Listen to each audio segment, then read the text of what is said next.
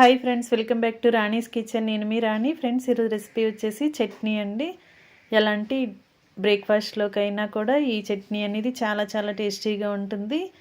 Normal idli కానీ, రాగి ఇడ్లీ కానీ, అలాగే బొంబాయి రవ్వ ఉప్మా కానీ, సేమియా ఉప్మా కానీ, గోధుమ రవ్వ ఉప్మా, అలాగే దోశల్లోకి పేపర్ దోశ కానీ, సెట్ దోశ కానీ, చిన్న పునుకులు కానీ, మైసూర్ బోండా, ఇలా ఎలాంటి బ్రేక్ఫాస్ట్లోకైనా కూడా చాలా చాలా టేస్టీగా ఉంటుంది.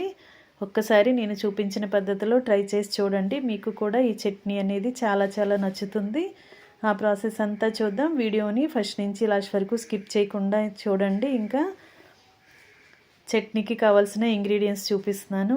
5 నుంచి 6 టేబుల్ స్పూన్ల వరకు పచ్చిశనగపప్పు తీసుకోండి. అలాగే అరకప్పు కొబ్బరి ముక్కలు, మీ ఘాటుకి తగ్గట్టుగా కొన్ని పచ్చిమిర్చి ముక్కలు తీసుకుని ఒక ఉల్లిపాయని చిన్న చిన్న ముక్కలుగా కట్ చేసి పక్కన పెట్టుకోండి. అలాగే వెల్లుల్లి రెబ్బలు, కరివేపాకు కూడా తీసుకోండి.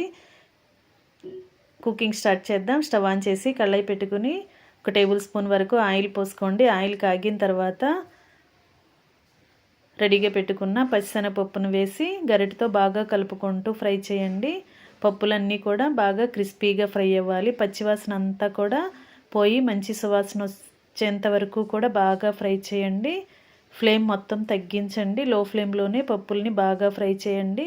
ఇలా బాగా వేగిన తర్వాత అన్నీ కూడా తీసి ఒక ప్లేట్లోకి పెట్టేసుకోండి.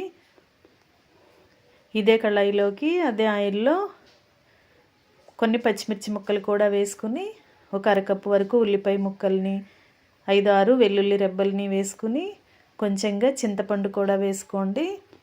వీటిని కూడా మగ్గేంత వరకు గరిటెతో కలుపుకుంటూ ఉడికించండి. వీటితో పాటు ఒక రెబ్బ కరివేపాకును కూడా వేసుకుని ముక్కలన్నీ కూడా సాఫ్ట్గా వచ్చేంత వరకు మగ్గించండి.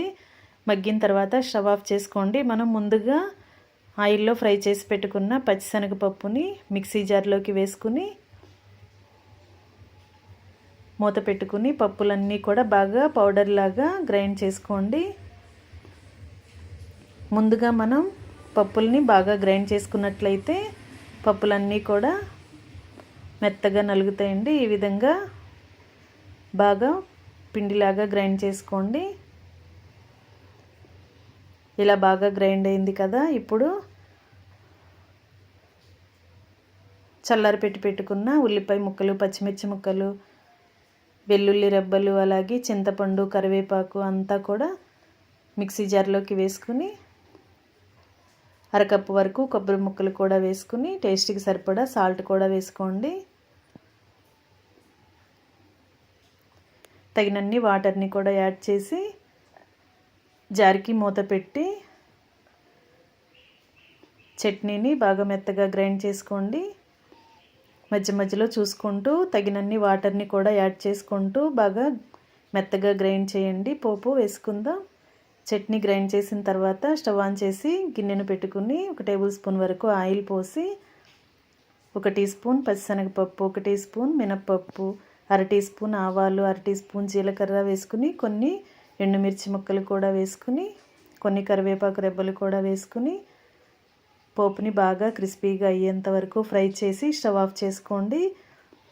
ఇలా వేడివేడిగా ఉన్న పోపుని చట్నీలో వేసుకుని పోపు అంతా కూడా చట్నీలో కలిసేంత వరకు బాగా కలుపుకుందాం. చట్నీ రెడీ అయిపోయిందండి.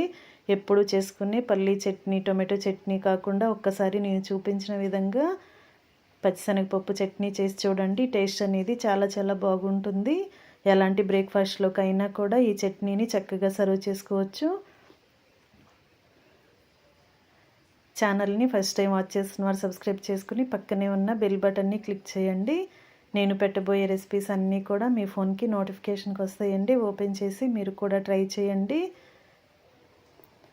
సింపుల్ ప్రాసెస్తో టేస్టీ రెసిపీస్ని చూపిస్తాను. అన్నీ కూడా మీకు నచ్చేలా ఉంటాయి. నేను చేసుకున్న రాగి ఇడ్లీలోకి చట్నీ చాలా చాలా రుచిగా ఉందండి. మీకు ఏ విధంగా కావాలి అనుకుంటే అదే విధంగా సర్వ్ చేసుకోవచ్చు. తప్పకుండా మీరు కూడా ట్రై చేసి మీకు ఎలా వచ్చిందో నాతో షేర్ చేసుకోండి. మరొక రెసిపీతో మళ్ళీ కలుద్దాం. Thanks for watching. నేను మీ రాణి.